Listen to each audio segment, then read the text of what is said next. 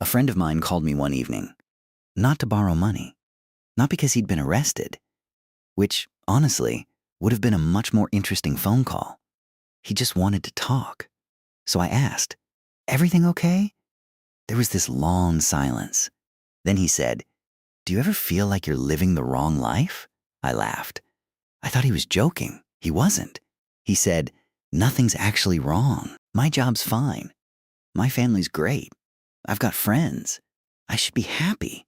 So why do I feel like I've completely lost myself?" That question stayed with me. Not because it was unusual, because if you've ever talked to people in their 20s, their 30s, or even their 40s, you've probably heard something similar. I feel stuck. Maybe I chose the wrong career. Everyone else seems to have their life figured out. We even have names for these feelings: quarter-life crisis, midlife crisis, identity crisis. They're so common that we rarely stop to ask a simple question. Have humans always felt this way? Most of us assume the answer is yes. I did too. Until anthropology made me question that assumption. And once I started looking, the story became much stranger than I expected. I started reading anthropological studies from around the world. At first, I expected complete disagreement. How could researchers studying people on different continents, living in different environments, possibly reach the same conclusions? But something kept happening. The same observation appeared again and again. Richard Lee saw it while studying the Ukung San in southern Africa. Kim Hill and Magdalena Hurtado found similar patterns among the H of Paraguay. Researchers working with Aboriginal Australian communities described versions of it too. Different cultures, thousands of miles apart. Yet one idea kept surfacing. People rarely had to invent who they were. They grew into it. Take one of the men Lee wrote about among the Ukung San, known in the camp simply as an exceptional tracker. Nobody voted on that title. Nobody handed him a certificate. He earned it slowly, over years, by reading footprints in sand that looked like nothing to anyone else, by finding wounded animals other hunters had given up on. The whole camp had watched it happen in real time, hunt after hunt, season after season. By the time he was called a tracker, it wasn't a claim he made about himself. It was simply what 30 people already knew to be true. Think about that for a second. Not because everyone was identical. Far from it. One person might become known as an exceptional tracker, another as the person who could calm arguments. Someone else remembered every story the elders told. Children didn't fill out personality tests. Adults didn't spend years crafting a personal brand. The people around them watched those identities develop naturally, day after day, year after year. And that's the part that caught my attention. Anthropologists described personalities. They described friendships, leadership, jealousy, love, conflict. But they rarely described people spending years wondering whether they were becoming the person they were meant to be. That wasn't the mystery. The real mystery was, when did that become our problem? Then I came across something that completely changed how I looked at this question. For most of human history, people didn't spend years deciding what they wanted to become. Not because they lacked ambition, not because they lacked dreams, but because life looked completely different. Imagine waking up in a small hunter-gatherer band, maybe 30 people, maybe 50. You've known every one of them since childhood. They know what you're good at. They know what you're terrible at. They've watched you grow. If you're an excellent tracker, everyone knows it. If you're patient with children, everyone sees it. If you're the funniest storyteller around the evening fire, you don't need to tell anyone. Your reputation isn't something you create. It's something people witness, day after day, year after year. Anthropologists found that in many small-scale societies, skills and responsibilities emerged gradually as people matured. You weren't expected to reinvent yourself every few years. You simply became more of the person your community already knew. That doesn't mean life was easy. Far from it. Finding food was difficult. Injuries could be fatal. Children didn't always survive. But there was one pressure they rarely faced: constantly proving who they were. And then, humans made a decision that changed almost everything. Not all at once, not in one place, but across different parts of the world. Instead of following food, they began growing it. It sounds almost boring. Plant seeds. Wait, harvest. How could farming possibly have anything to do with a midlife crisis? As it turns out, more than you might imagine. Most people think farming simply gave us more food, but anthropologists would tell you it also gave us something else. Strangers. For almost all of human history, the people around you weren't strangers. They were family, friends, people who had known you since you were born. Your reputation wasn't built through interviews, resumes, or first impressions. It grew over years.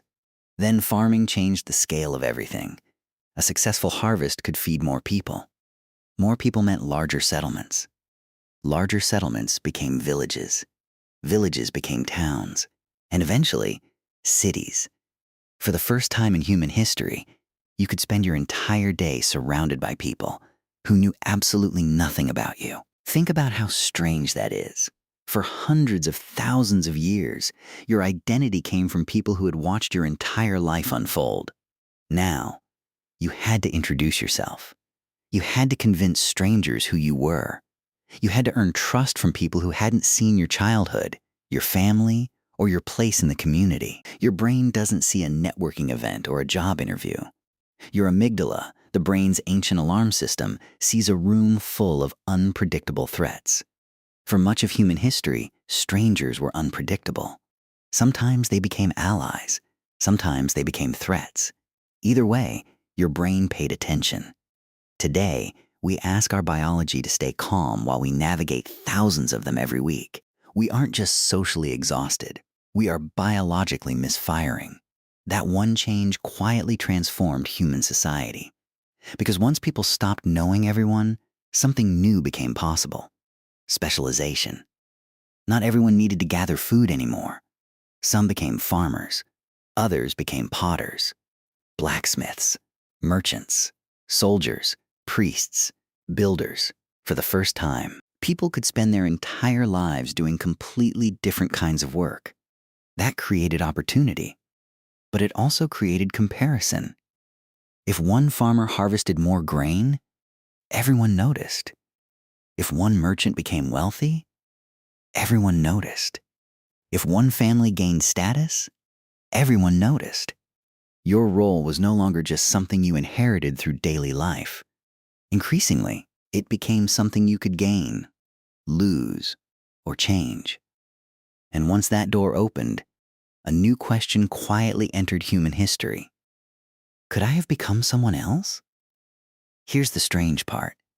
None of these changes happened because the human brain suddenly became different. It didn't. The villages grew, the cities grew, civilizations grew, but the human brain changed very little. That's because evolution works incredibly slowly. Anthropologists estimate that Homo sapiens have existed for around 300,000 years. Agriculture? Only about 12,000. Cities large enough to hold thousands of people? Even more recent. And smartphones? Barely the blink of an eye. Which means something extraordinary. Every morning, you wake up with a brain that was largely shaped for a world that no longer exists. Not a world of 8 billion people. A world of perhaps 30 or 40. A world where every face was familiar. Every relationship mattered. Every disagreement had consequences. Imagine embarrassing yourself in a hunter-gatherer camp. You couldn't delete the post. You couldn't move to another city. You couldn't disappear behind another account. The same people who saw it today would still be there tomorrow. And next year, your brain evolved to care deeply about what those few people thought, because their opinion wasn't just social. It could affect your survival. Being accepted by the group meant protection, food, help when you were injured, someone to care for your children if something happened to you. Being rejected carried enormous risks. So evolution built a brain that pays very close attention to social approval. That made perfect sense when your world contained 30 people. But today, that same brain walks into a world of billions. Without realizing it, it treats every opinion as if it matters. Every comment, every performance review, every comparison, every number beneath a social media post. The system hasn't changed. Only the environment has. Psychologists call this an evolutionary mismatch, a trait that evolved because it solved one problem, now operating in a world it was never designed for. And perhaps nowhere is that mismatch more obvious than in the number of lives we're exposed to every single day. There's another difference between our world and the world most humans evolved in: choice. At first, that sounds like an unquestionable good thing. And in many ways, it is. Today, you can choose your career, where you live, whether to get married, whether to have children, what you believe, even what kind of person you want to become. For most of history, those choices were far more limited. That might sound restrictive, but it also meant people spent less time wondering whether they had chosen the wrong path. Today, every decision creates another possibility. If you become a doctor, you could have been an artist. If you stay in one city, you wonder what life would have been like somewhere else. If you accept one opportunity, you automatically give up hundreds of others. Psychologist Barry Schwartz spent years studying exactly this effect and gave it a name: the paradox of choice. His research suggests that while having options gives us freedom, having too many options can also increase doubt, regret, and second guessing. Not because we're indecisive, because every choice forces us to imagine the lives we didn't live. And our imagination is incredibly good at making those unlived lives seem perfect. Barry Schwartz found that the problem isn't the choice itself. It's the ghost of the choices we didn't make. We don't just live our life. We live in the shadow of all the lives we think we should have had. Our ancestors didn't have to fight those ghosts. Not because they lacked imagination, but because their lives offered fewer competing paths. Their future wasn't wide open. Ours is. And strangely enough, that freedom can become exhausting. Think about the advice we give young people today. Find your passion. Become whoever you want to be. The possibilities are endless. We say those things to inspire people, but they also carry an invisible message. If your possibilities are endless, how do you know you've chosen the right one? Maybe that's why so many people feel behind, even when they're doing perfectly well. When my friend called me that evening, he thought he was asking a personal question. Am I living the wrong life? But after digging through anthropology, history, evolution, and psychology, I don't think it was just his question. I think it was a question our modern world keeps asking us. For most of human history, people worried about things that were immediate. Would there be enough food? Would the children survive? Would the group make it through another season? Those were enormous problems, but they were different problems. Today, many of us are fortunate enough to live long enough and safely enough to ask entirely new questions. Am I successful enough? Have I wasted my potential? Is someone else living the life I should have had? Those aren't ancient questions. They're questions made possible by a world full of opportunities, choices, and constant comparison. That doesn't mean they're imaginary or unimportant. They're deeply human, just not in the way we often assume. Anthropology doesn't tell us that ancient people had all the answers. They didn't. It doesn't tell us we should go back to living as hunter-gatherers. We couldn't, and most of us wouldn't want to. Instead, it reminds us of something much simpler. Human nature didn't appear in the modern world. The modern world appeared around human nature. And that's an important difference. Because when your brain struggles with uncertainty, or comparison, or the feeling that everyone else has figured life out, it doesn't necessarily mean something is wrong with you. It may simply mean you're using a mind shaped over hundreds of thousands of years to navigate a world that has changed dramatically in just a few thousand. Maybe that's why anthropology matters. It doesn't just explain the people who lived before us. Sometimes it explains us. And maybe the next time someone asks, "Am I living the wrong life?" the answer isn't to look harder for a perfect identity. It's to remember that humans have always adapted. Not overnight, not perfectly, but generation after generation. Perhaps that's what we're doing right now. Still adapting to the newest chapter in the human story.